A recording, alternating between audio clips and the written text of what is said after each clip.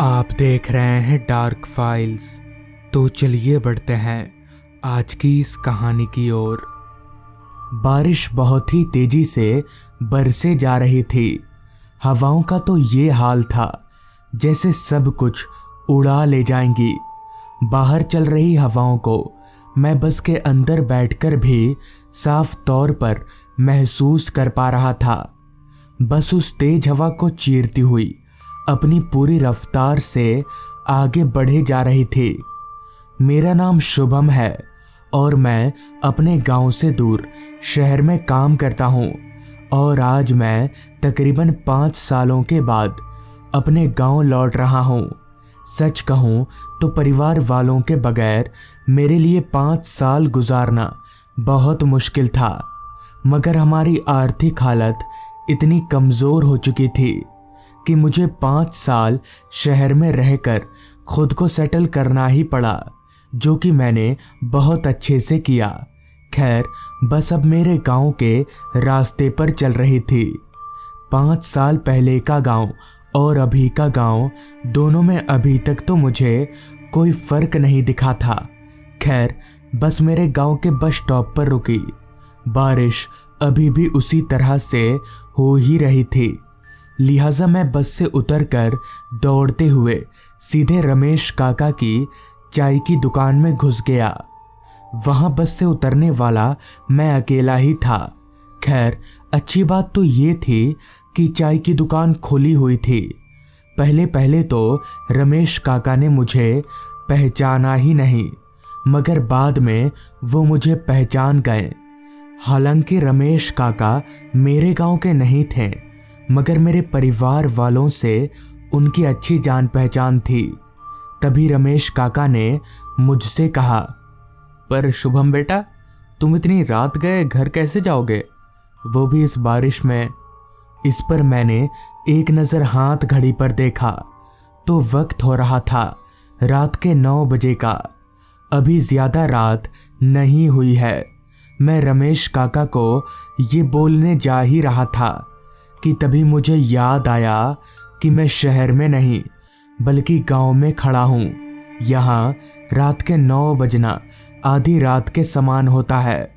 जिस पर मैंने रमेश काका से कहा, हाँ रात तो हो गई है, कोई रिक्शा मिलेगी अभी? मेरी इस बात पर रमेश काका बोले, रिक्शा? वो तो रात 8 बजे के बाद बंद हो जाती है ना, तुम भूल गए? इस पर मैंने कहा, अच्छा हाँ, मैं तो भूल ही गया था। इसका मतलब गांव में कोई बदलाव नहीं हुआ है। इस पर रमेश काका मुंह खींचते हुए बोल पड़े, ना ना, गांव में क्या बदलाव होगा।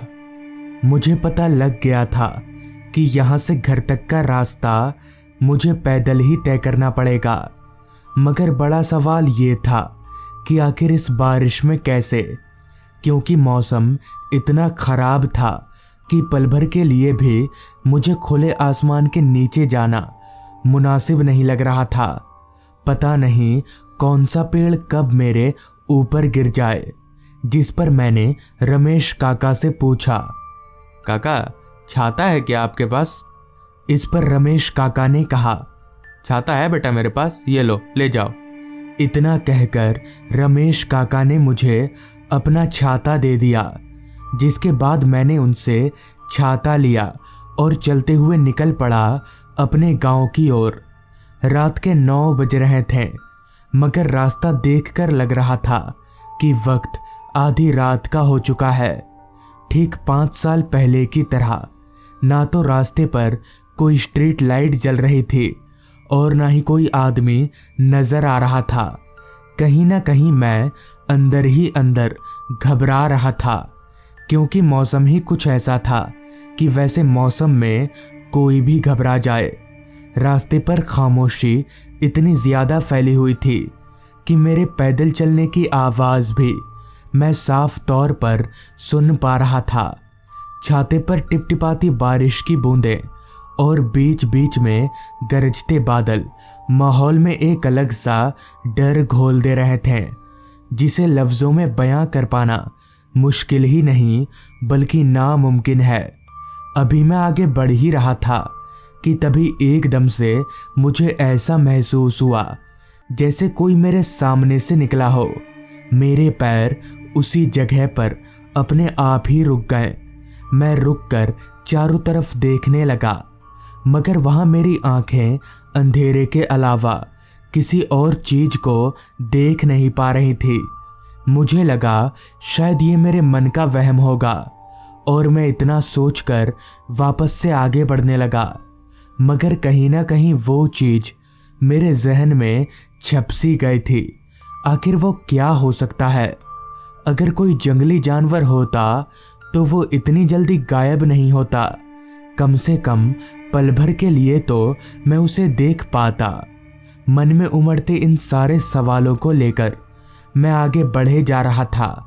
अभी मैं आगे बढ़ ही रहा था कि तभी रास्ते के एक किनारे पर मुझे एक बाइक खड़ी दिखी।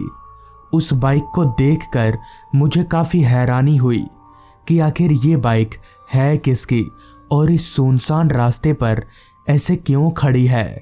लिहाजा मैं चलते हुए उस बाइक के करीब गया और आसपास देखने लगा, मगर वहां आसपास कोई इंसान नहीं था।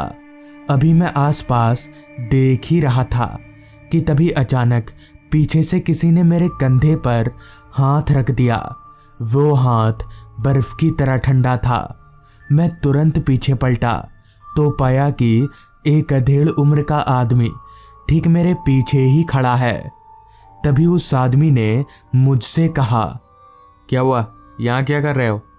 इस पर मैंने कहा, जी कुछ नहीं, बस ये बाइक देखी तो आ गया। आपकी है ये बाइक? तो इस पर उस आदमी ने कहा, जी मेरी बाइक है। आपको कहीं जाना है क्या? इस पर मैंने कहा, जाना तो था मुझे राजपुर गांव। इस पर उस बाइक वाले ने कहा, आइए मैं आपको छोड़ देता हूँ, मुझे भी उधर ही जाना है। मुझे भी लगा यही ठीक रहेगा, लिहाजा मैंने उस आदमी की बात मान ली और उसकी बाइक पर छाता लेकर बैठ गया। छाता मैंने खोला हुआ था क्योंकि बारिश अभी भी हो ही रही थी। छाते की मदद से मैं भी बच रहा था और वो बाइक वाला भी। बाइक उस सुनसान रास्ते पर आगे बढ़े जा रही थी कि तभी मेरी नज़र उस बाइक चला रहे आदमी पर गई। उस आदमी के कपड़े जरा भी नहीं भीगे थे, मगर ये कैसे हो सकता है? वो आदमी तो इतनी देर से भीग रहा था। मैंने अपनी आंखों से उसे भीगते हुए देखा था, तो फिर उसके कपड़े सूखे हुए कैसे हो सकते हैं? मेरी कुछ समझ में नहीं आ रहा था।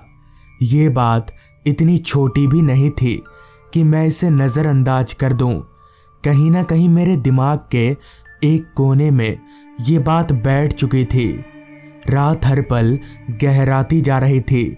जहां थोड़ी देर पहले तक रात के 9 बज रहे थे, वहीं अब रात के 10:30 बज रहे थे। खामोशी की चादर में पूरा रास्ता लिपटा हुआ था। रास्ते पर कोई इंसान तो दूर, जानवर तलक भी नजर नहीं आ रहा था। अभी मैं छाता पकड़कर बाइक पर बैठा ही हुआ था कि तभी मेरी नज़र बाइक के साइड मिरर पर गई, तो मैंने वहां जो देखा वो देखकर मेरे होश उड़ गए।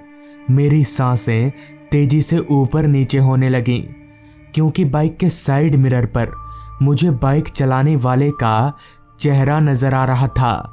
उस आदमी का चेहरा मौत से भी ज्यादा खतरनाक था। उसकी आंखें लाल चमक रही थी और जुबान बाहर लटकी हुई थी।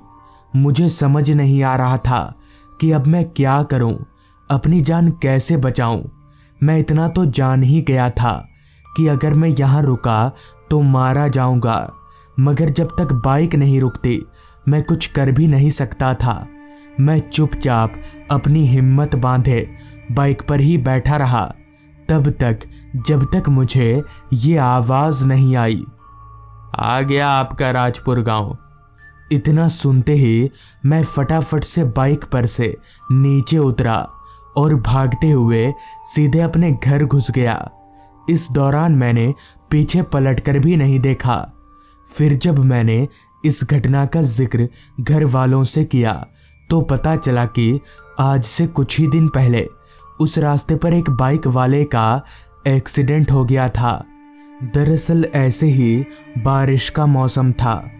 उस बाइक वाले की बाइक का टायर फिसल गया, जिसकी वजह से वो उस रास्ते पर इतनी जोर से गिरा कि उसके सर पर चोट लग गई और वो वहीं पर मर गया। तब से उसी की आत्मा उसी रास्ते पर भटकती फिरती है। तो दोस्तों, ये थी आज की कहानी। अगर आपको ये कहानी पसंद आई हो तो चैनल को ज़रूर सब्सक्राइब कर लें। तो मैं आपका दोस्त आर्यन जल्द ही मिलूँगा आपसे ऐसी ही एक कहानी के साथ।